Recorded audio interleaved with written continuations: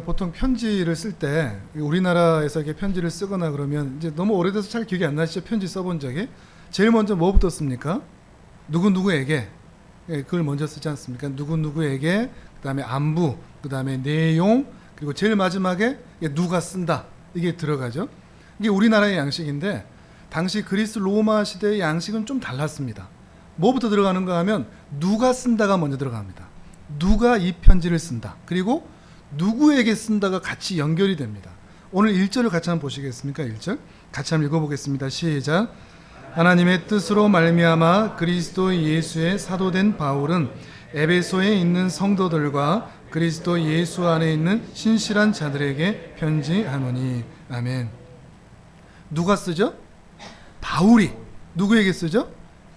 에베소에 있는 성도들, 그리고 그리스도 안에 있는 신실한 형제들에게, 바울이 에베소 성도들에게 쓴다, 이렇게 되어 있죠. 그리고 나서 누가 쓰는지, 그리고 누구에게 쓰는지, 그 다음에 안부, 그게 이제 2절의 말씀, 그리고 이제 3절 이하에서 말씀이 이제 그 편지에 주된 내용이 이렇게 들어갑니다. 조금 우리와 다르죠. 그런데 여기에 좀 자세히 볼 게 무엇이 있는가 하면 바울이 쓰는데, 이 바울을 단순히 바울이 쓴다라고 얘기하지 않고 바울이 어떤 존재인가 하는 것을 이렇게 연결을 해서 씁니다. 1절에 보시면 하나님의 뜻으로 말미암아 그리스도 예수의 사도된 바울은, 이렇게 되어 있지 않습니까? 이걸 헬라어로 조금 보면, 순서만 보면 제일 먼저 바울이 들어갑니다. 바울, 그 다음에 예수 그리스도의 사도, 하나님의 뜻 안에서. 이게 왜 중요하게 보아야 하는가 하면, 우리는 그냥 바울이 어떤 관용구처럼 예수 그리스도의 사도된 바울이 편지를 쓴다, 우리는 이렇게 어떤 이렇게 편지를 쓰다 보면 어떤 관용구처럼 의미 없이 쓸 때가 참 많지 않습니까? 그런데 이 시대에 쓸 때 이 편지에 이름 옆에 쓰여지는 것은 그가 누구냐 하는 것이 극명하게 드러나는 것입니다. 바울이 누구냐, 이 편지를 쓰는 바울이 누구냐 하는 설명을 가장 간략하게 쓰는 게 그 뒤에 연결되는 거죠. 그러니까 이름보다도 사실 그 옆에 붙어 있는 그 설명이 훨씬 더 중요한 겁니다. 그러니까 바울이 적어도 이 편지를 쓰면서 나는 이런 사람이야 라는 의미를 가지고 그 옆에 붙이는 거죠. 자기는 누구라는 거죠? 예수 그리스도의 사도다, 그리고 하나님의 뜻 안에서 여기까지 온 인생이다 하는 의미가 담겨져 있는 것이죠. 나는 누구인가? 여러분에게도 질문을 한번 던져보겠습니다. 여러분은 누구십니까? 여러분은 이런 편지를 쓴다고 그러면 나를 소개할 수 있는 한 문장이 무엇입니까? 여러분이랑 무엇을 쓰겠습니까? 기아자동차에 다니는, 근무하는, 또 아니면 어느 교회 장로인, 또 지금 아주 여유로운 생활을 하고 있는, 아니면 지금 건강이 매우 안 좋은, 뭐 이런 여러 가지 관용구들을 붙일 수 있겠죠. 소개를 붙일 수 있겠죠. 그런데 사도 바울은 자신을 소개할 때 나는 예수 그리스도의 사도다, 그리고 이 모든 일이 하나님의 뜻 안에서 이루어진 것이다 라고 얘기를 하는 거죠. 근데 이것을 우리가 자세히 볼 게 무엇인가 하면, 지금 사도 바울의 상황이 어떤 상황인가 하면, 사도행전을 보시면 지금 이 상황이 로마의 1차 투옥 상태, 로마에서 1차 투옥, 2차 투옥, 3차 투옥 후에 순교를 하거든요. 1차 투옥 때는 가택 연금 상태였습니다. 2차 투옥, 3차 투옥은 이제 감옥이고, 1차 투옥은 이제 로마에 들어가서 어떤 집 하나 조그만 데 주고는 그 안에서 나오지 못하도록 하는 가택 연금 상태입니다. 새장 속의 새와 같은 자유롭지 않은 그런 상태죠. 죄수 신분이고 이제 판결을, 재판을 받아야 되는 그런 상황입니다. 거기다가 아시겠지만 바울은 건강이 매우 좋지 않은 상태입니다. 그거를 바울의 입장에서 생각하면 편지를 쓴다고 할 때 만약에 여러분이라면 뭐라고 쓰시겠습니까? 바울, 지금 로마 감옥에 있는, 몸이 매우 안 좋은, 근데 바울은 끝습니다. 이거 아니야. 바울, 새장 속의 새와 같은, 재판이 얼마 남지 않은, 그것도 끝습니다. 자기를 쓰는데 바울, 로마 시민권자, 가말리엘의 문화, 최고 율법학자, 너희들의 선생, 이것도 끊습니다. 나는 누구인가? 바울, 나 예수 그리스도의 사도, 주님이 나를 보내셨지. 하나님의 뜻 안에서 난 여기까지 왔지. 이것을 기록하고 있는 거죠. 이게 어떤 의미인가 하면 우리 사람들은 대부분 우리 눈에 경험하는, 또 우리가 현실에서 경험하는 그 나를 생각할 때가 많습니다. 내가 지금 어디에 사는가? 어떤 직장, 어떤 환경, 어떤 상황, 어떤 건강 상태, 어떤 그런 문제 가운데 내가 있는가? 그것으로 나를 생각하기가 쉽습니다. 그런데 사도 바울은 그런 눈에 보이는 현실과 환경으로 자신을 판단하지를 않은 거죠. 그 이야기는 더욱더 본질적으로 자신이 누구인지, 어디에서 왔고 내가 지금 이 로마 감옥의 그 가택연금 상태에 왜 있고 내 인생에 왜 여기까지 흘러왔는지를 분명히 알고 있는 거죠. 현실에서 만나는 그런 감옥, 죄수, 가택연금, 질병, 이것이 자신의 전부가 아니라는 것입니다. 자신을 소개하는 말, 그것은 예수이고 하나님인 거죠. 다시 한 번만, 여러분은 누구십니까? 영어로 한번 해볼까요? Who are you?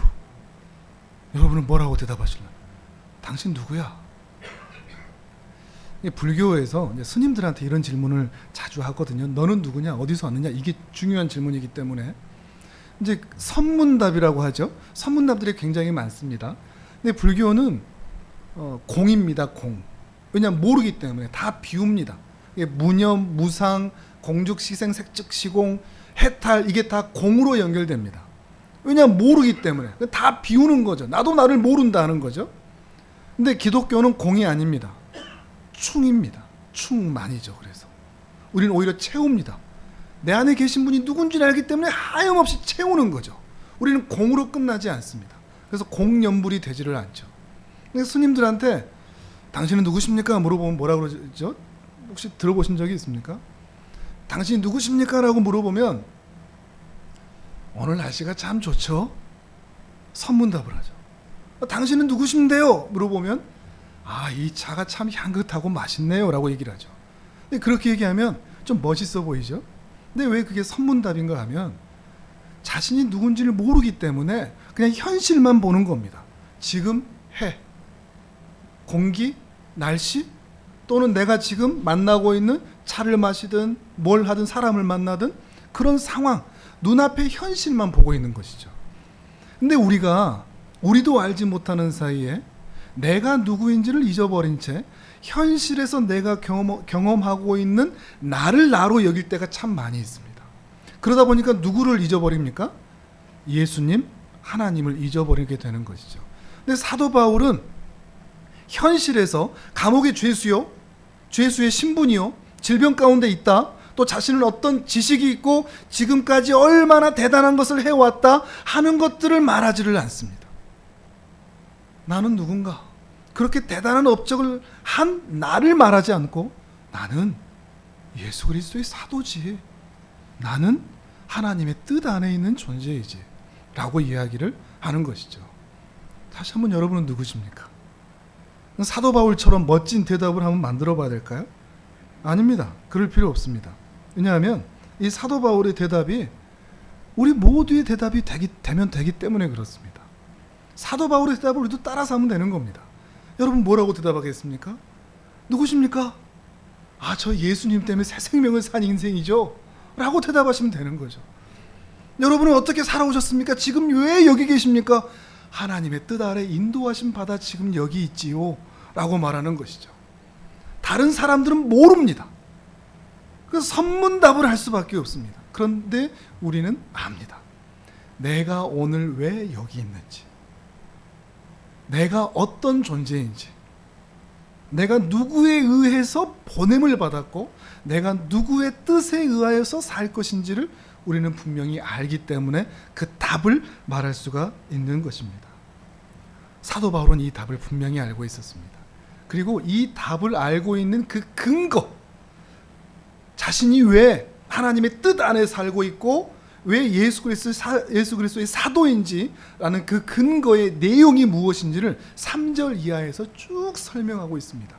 이렇게 자신을 소개할 수밖에 없었던 그 근거가 무엇인지 말이죠. 한번 읽어볼까요? 사도 바울이 또 어떻게 자신을 소개하는지. 3절에서 6절까지를 또 같이 읽습니다. 시작. 찬송하리로다 우리 주 예수 그리스도의 아버지께서 그리스도 안에서 하늘에 속한 모든 신령한 복을 우리에게 주시되 곧 창세 전에 그리스도 안에서 우리를 택하사 우리로 사랑 안에서 그 앞에 거룩하고 흠이 없게 하시려고 그 기쁘신 뜻대로 우리를 예정하사 예수 그리스도로 말미암아 자기의 아들들이 되게 하셨으니 이는 그가 사랑하시는 자 안에서 우리에게 거저 주시는 바 그의 은혜의 영광을 찬송하게 하려는 것이라. 아멘. 사실 이 문장 하나하나를 깊이 다루면 참 좋긴 하겠지만 제가 그럴 실력도 없고 또 깊이 다루다 보면 또 설교 강의 시리즈가 너무 더 길어지면 또 사실 재미없지 않습니까? 그렇기 때문에 좀 듬성듬성 에베소서도 그렇게 할 텐데요. 제일 먼저 사도 바울이 뭐라고 그러죠? 찬송하리로다 그러죠. 이게 자신의 감정입니다.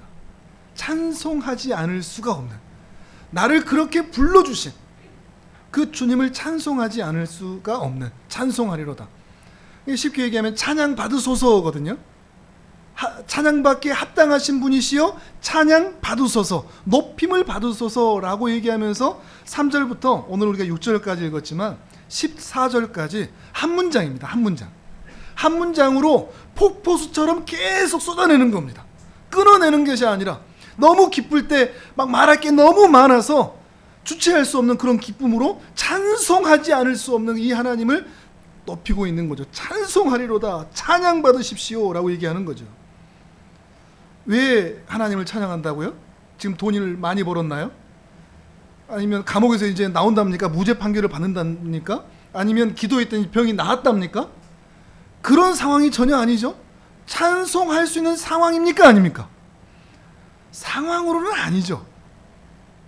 100가지 찬송하지 않을 수, 100가지 찬송할 수 없는 이유가 쭉 나열된 상태에서 한 가지, 예수님 때문에 찬송하고 기뻐할 수 있는 것이죠. 사도 바울의 표정이 어떨 것 같습니까? 지금 감옥에 있습니다. 죄수 신분입니다. 꼼짝하지 못합니다. 세장 속에 셉니다. 질병까지 있습니다. 사도 바울의 표정이 어떨까요? 우리 같으면 어떻습니까? 큰일 났다. 큰일 났다. 어떻게 하냐? 병원은 어디를 가야 되냐? 누구한테 내가 좀 아쉬운 소리해서 이 문제를 해결하게 되냐? 우리 막 그러지 않습니까? 속이 타죠. 잠을 못 잡니다. 근데 사도 바울은 그러지가 않습니다. 그 가택연금 상황 속에서 찬송하리로다 쓰고 있습니다. 기쁜 거죠. 이 사도 바울의 기쁨의 표정이 보이십니까? 가택연금 그 안에 있는 중에서도 기뻐하면서 편지를 쓰고 있는 여러분의 표정은 어떠십니까? 우리가 정말로 예수 그리스도의 은혜로 사도로 제자로 부르심을 받고 하나님의 뜻 안에 산 것 때문에 그것만으로 기뻐할 수 있습니까? 예수 천당 할 때는 괜찮은데 불신, 지옥이란 말을 하기 전인데 우리 얼굴은 지옥인 상태. 기독교인의 표정이 그리 밝지가 않습니다. 안타까운 사실이죠. 정말 우리가 그리스도인이고 주님으로 인하여서 구원함의 은혜를 받은 존재라면 사도 바울처럼 동일한 믿음을 가지고 있는데 사도 바울의 믿음과 우리의 믿음의 내용이 다르지가 않은데 왜 그는 이렇게 기뻐하는데 우리의 표정은 그렇게 밝지가 않을까요? 늘 근심, 수심, 걱정, 염려, 불안, 두려움, 어떻게 하나, 큰일 났다, 이런 말 가운데, 마음 가운데 살아가고 있을까 하는 것이죠. 오늘 이 시간 간절히 소망하는 것은 우리 안에 기쁨이 회복되는 겁니다. 문제가 해결돼서가 아니라 문제는 그대로인데 우리 주님 너무 좋다 라는 것 때문에 그 모든 문제를 이겨낼 수 있는 그 참 기쁨, 문제가 내 표정을 바꿀 수가 없는 그 진정한 찬양과 노래가 우리 안에서 다시 회복되기를 주님의 이름으로 축복합니다. 사도 바울은 조금 더 깊이 들어가 보죠. 왜 이렇게 기뻐할 수밖에 없느냐? 그 기쁨과 찬송의 내용이 뭐냐? 3절에 뭐라고 그러죠? 내가 뭘 받았다 그러죠? 하늘에 속한 신령한 복을 받았다 그럽니다. 조금씩 더 깊이 들어가는 겁니다. 사도 바울이 기뻐하는 이유, 신령한 복 때문이라는 거죠. 하늘에 속한 복. 자, 반대되는 복이 뭘까요? 복은 좋은 겁니다. 일단 일반적인 복이죠. 세상적인 복이죠.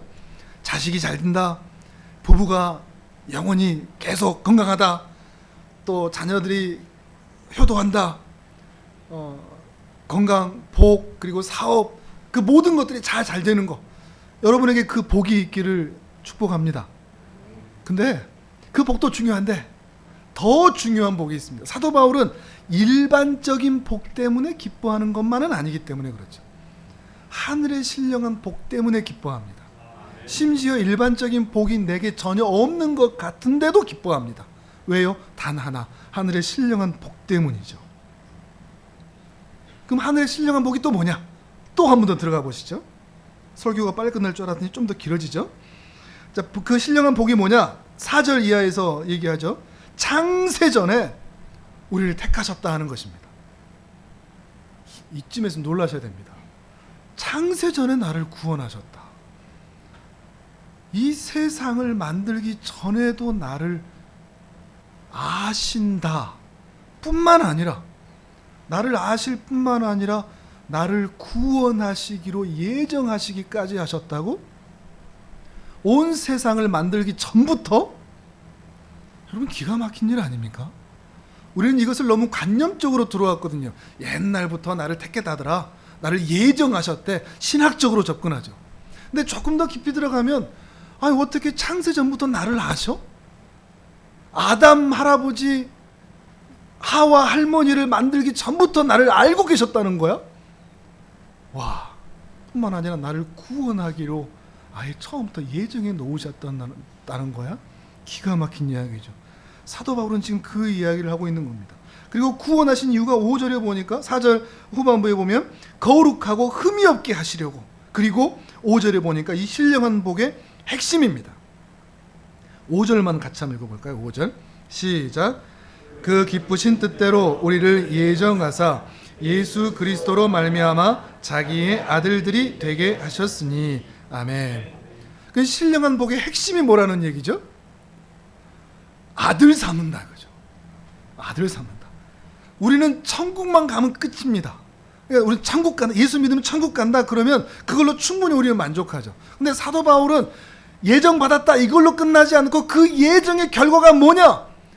글쎄, 하나님이 나를 아들 삼았다는 게 뭐야? 여기서 한 번 더 놀라셔야 됩니다. 나를 아들 삼으셨다고? 나 같은 자를 내가 어떻게 당신의 아들이 될 수 있다는 말인가? 그러면 우리는 하나님을 아버지라고 부르는 거 아닙니까? 어떻게 온 세상을 창조하신 그 하나님을 이 부정한 입술로 아버지라고 부를 수가 있지? 아빠라고 부를 수 있지? 근데 그거를 가능하게 해주셨다는 거죠. 조금 더 들어가 보면 이 아들 삼았다는 게 뭔가 하면 양자 삼는다는 겁니다. 당시 로마 시대에는 이 양자라는 것이 조금 더 이렇게 활발했었거든요. 당시 사람들이 잘 이해하는 양자라는 제도를 통해서 구원의 개념을 설명하는 거죠. 구원은 뭐냐? 하나님이 나를 양자로 입적시키시는 거죠. 그래서 나를 아들 삼으신 거죠. 근데 여기서도 별로 감동이 안 됩니다. 사실 여러분, 하나님이 여러분을 아들 삼았다는 것에 감동이 되십니까? 알고는 있죠. 근데 별로 감동은 안 됩니다. 근데 이걸 조금 바꿔보시면, 하나님의 입장에서, 예를 들어서 요즘 입양이 조금씩 있지 않습니까? 입양 받는 고아 아이는 얼마나 감사한지 사실 잘 모릅니다, 어렸을 때는. 근데 반대로 입양을 하는 부모는 쉽게 할 수 있나요? 입양하는 입장에서 한번 생각을 해보시죠. 입양하는 것은 쉽지가 않습니다. 제가 어떤 분하고 입양에 대한 이야기를 한 적이 있는데, 입양은 아시겠지만 재정적인 그런 규모가 있어야 되죠. 우리나라 같은 경우는 이게 명확하게 되어 있지는 않고, 돈이 얼마가 필요하다 되어 있지 않고, 미국 같은 경우는 이게 액수가 있거든요. 입양을 하기 위해서는 얼마의 금액을 수천만 원을 이렇게 넣어야 됩니다. 그래야 입양이 됩니다. 이게 돈이 있어야 입양을 할 수가 있죠. 근데 우리나라 같은 경우는 금액은 정해져 있지 않고 충분한 재산이라고 되어 있습니다. 입양을 하기 위해서는 충분한 재산. 좀 애매하죠, 충분하다 그러니까.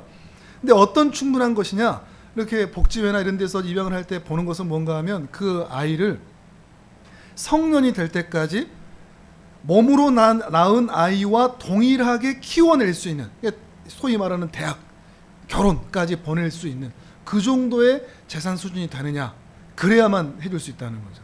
충분한 재산이 있느냐. 그러니까 그 아이를 그냥 아이만 데려왔다고 끝나는 게 아니라 몸으로 낳지 않은 아이를 위해서 재산을 나눠줄 수 있는가, 쓸 수 있는가 하는 거죠. 그리고 그 가족들도, 기존의 가족들도 n분의 1로 하면 한 명 더 들어오면 그 n분의 1이 줄어들지 않습니까? 그것을 희생할 수 있느냐. 이것이 되지 않으면 이런 재정이나 이런 규모에 대해서 희생할 수 있는 그런 준비가 되어 있어야지만 입양을 할 수 있다는 거. 재정적인 그런 규모들. 또 뭐가 있는가 하면 이제는 심정적인 건데, 입양을 해서 내 몸에서 낳은 아이처럼 사랑할 수 있는가. 이거에 대한 고민이 입양을 하면서부터 깊어진다는 것이죠. 왜냐하면 구호로는 입양하면 똑같이 사랑해줘야지 하지만 막상 긴급한 일이 생기면 내 몸으로 낳은 아이를 더 챙긴다는 거죠. 그러면 또 부모는 그것 때문에 속상한 겁니다. 나는 이것밖에 안 되는가. 또 반대로 그걸 경험하고 나서 다음번에는 내가 이렇게 해야지 하면서 몸으로 낳지 않은 그 입양한 아이를 먼저 챙겨야지 라고 했는데 몸으로 낳은 아이가 또 상처를 받는, 어떻게 할 수가 없는, 그렇게 감당할 수가 없는 것 때문에 힘든 거죠. 몸으로 낳지 않은 그 아이도 동일하게 사랑할 수가 있는가. 또 세 번째, 이게 제일 힘든 건데, 입양을 해왔는데 이상한 종자면 어떻게 하나. 남편과 아내가 결혼을 하면 그래도 연애하든 뭘 하든 아니까 남편의 심정, 또 성정, 또 아내의 그런 성품, 이런 것들을 알기 때문에 예측이 되지 않습니까? 자녀가 이럴 것이라는 것이 예측이 되죠. 그런데 전혀 그렇지 않은 누군가의 아이를 데려왔을 때 예측이 되지 않은 것 때문에 힘든 거죠. 그리고 정말로 이상한 종자면 어떻게 하나. 도둑의 또는 어떤 범죄자의 그런 피가 흐르면 어떻게 하나. 이런 것 때문에 양자를 하기가 쉽지 않은 거죠. 하나님은 어떠실까요? 하나님은 우리를 양자로 삼으셨을 때, 사도 바울이 의도적으로 양자라는 개념을 넣을 땐 그런 의미가 포함되어 있거든요. 하나님께서 우리를 양자로 들이실 때 어떠실까요? 이상한 종자면 어떻게 합니까? 사실 우리가 이상한 종자 아닙니까? 집에 들어와서, 하나님 집에 들어와서 하나님 나라에 기여를 해야 되는데, 기여한 게 많습니까? 하나님 속썩인 게 많습니까? 하나님께서 여러분을 보신다면, 아니 여러분이 하나님의 관점에서 여러분을 보신다면 여러분은 괜찮은 종자 같습니까? 이상한 종자 같습니까? 죄인들이라고 그러죠. 하나님께서 우리를 받으신다 양자로? 이건 불가능한 겁니다. 우리 같은 자식을 어떻게 양자로 받습니까? 뿐만 아니라 하나님께서는 몸으로 낳은 아들보다 우리를 더 사랑해 주실까요? 근데 여기 보니까 그렇게 사랑해 주신 겁니다. 어느 정도로 우리를 사랑해 주셨죠? 우리를 양자로 삼기 위해서 친아들을 죽여버렸습니다. 소름 끼치지 않습니까? 친아들만큼이 아니라 친아들을 죽여버렸습니다. 친아들을 죽음에 내놔버렸습니다. 그리고 우리를 양자로 삼으신 거죠. 우리가 하나님의 아들 되었다는 것은 그만큼 그리스도의 피 위에, 그 친아들의 피 위에 세워진 거죠. 사도 바울이 어느 순간 이걸 깨달은 겁니다. 자신은 예수 그리스도를 믿는 사람들을 잡아 죽였던 사람인데 이 이상한 종자를 주께서 집으로 들이셨구나. 거기다가 나 같은 아들을 얻기 위해서 하나님의 친아들이 나를 위해서 죽으셨구나. 십자가에 죽으셨다는 그 예수가 하나님의 아들이시고 나 같은 죄인을 구원하시기 위해서 그의 핏값을, 대가를 치르셨구나. 이것을 깨달은 거죠. 그래서 내가 하나님의 자녀가 되었구나. 찬송하리로다. 그 신령한 복이 내게 임했구나. 내가 누군가? 나 가말리엘의 문화, 로마의 시민권자, 최고의 율법학자, 몸이 아프다고, 감옥에 있다고 다 쓸데없지. 나 예수 그리스도의 사도지. 그의 은혜에 의해서 제자가 되었지. 하나님의 뜻 안에 여기까지 왔지. 그게 바로 나야. 우리 에베소 성도들아, 우리 같이 찬양하자. 같이 찬양하자. 우리가 그런 존재다 라고 편지를 쓰고 있는 것이 바로 이 에베소서 편지인 것입니다. 우리 모두에게 그 은혜가 있었으면 좋겠습니다. 내가 누구인가? 그 주님의 은혜로 찬송하지 않을 수밖에 없는 우리의 노래가 끊이지 않았으면 좋겠습니다. 환경이 어떻든 상황이 어떻든 건강이 어떻든 주님 때문에 웃을 수 있는, 기뻐할 수 있는 우리 모두가 되었으면 좋겠습니다. 일반적인 복은 내게 없는 것 같은데 내겐 신령한 복이 있다. 난 그것만으로 충분하다. 주님이 나를 아들 삼으셨다. 이 은혜가 여러분의 마음 가운데, 심령 가운데 깊숙이 뿌리 내려서 날마다 주님의 은혜로 사시기를 주님의 이름으로 축복합니다. 우리 이 시간 함께 찬양했으면 좋겠습니다. 찬송가 144장 화면에서 보일 텐데요. 여러 가지 말보다, 여러 가지 기도보다 이 찬송의 가사가 여러분의 고백이 되실 수 있기를 바랍니다. 함께 찬양하겠습니다.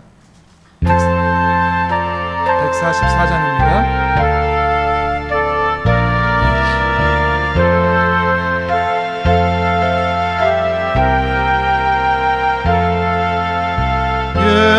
예수 나를 위하여 십자가를 질 때 세상 죄를 지시고 고초당하셨네. 예수님 나의 죄 위하여 보배 피를 흘리니 죄인 받으소서. 십자가를 지심은 무슨 죄가 있나. 저무지한 사람들 메시아 죽였네. 예수님 나의 죄 위하여 보배 피를 흘리니 죄인 받으소서. 비와 같이 붉은 죄 없는 이가 없네. 십자가의 보혈로 눈과 같이 돼. 예수님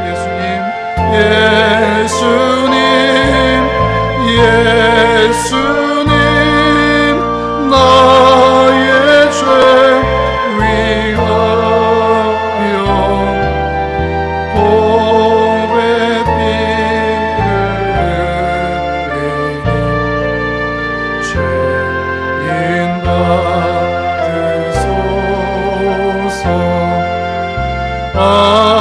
아름답다 나의 좋은 친구,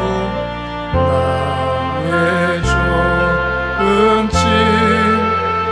예수 공로 아니면 예수 공로 아니면 영원 영벌 받네. 예수님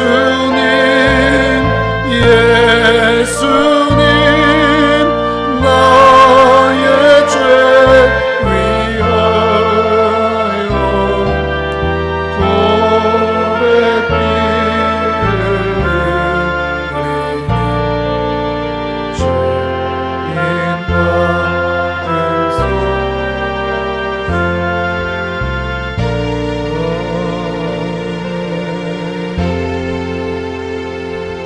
우리 전 함께 기도하겠습니다.